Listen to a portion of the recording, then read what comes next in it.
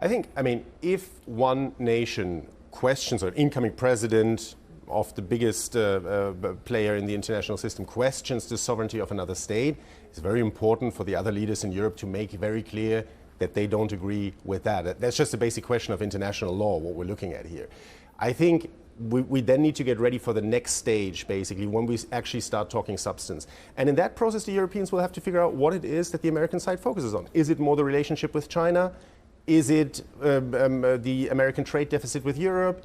To which degree is it military spending in Europe? What is the future of Ukraine? Those questions will come up within weeks. The problem is in Europe there's a vacuum of power, or there's a very distracted leadership. And if you look from Germany to France, you could say that the only one that stepped up has been Giorgia Meloni in Italy with this visit to Mar-a-Lago. Do you see the Italians playing a stronger role here? Has she stepped up or has she rolled over?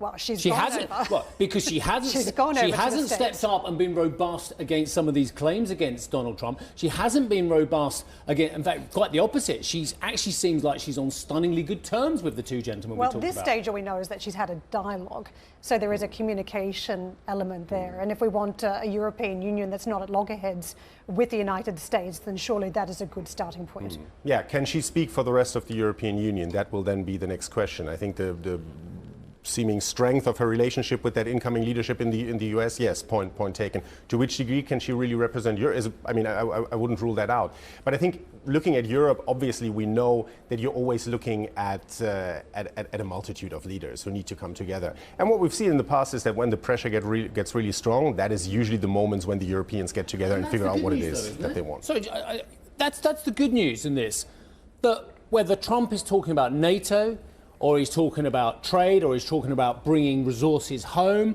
or protecting American jobs. Actually, the Europeans need to turn around and say, the Americans are growing faster than we are. They have lower unemployment than we are. They have lower borrowing costs than we do as well. Should we be actually doing something that Musk is advocating? Should we be doing something to emulate the success of the US economy, rather than just bemoaning our lot? To that point around security and safety, I mean, to me what Trump could be doing is protecting the supply chain. And there are elements of that got shot down from the Washington Post report this week about whether there could be a tariff-light regime. But if you take away one of the key messages, he may try and shore up all of the key components of the US supply chain. And that may be the story around Greenland too when it comes to rare earth materials, some sort of negotiation so that that supply chain weakness is closed. In that context, does Europe need to do more? I mean, it still has a huge reliance on China. It doesn't have access to all the critical materials that it needs as well.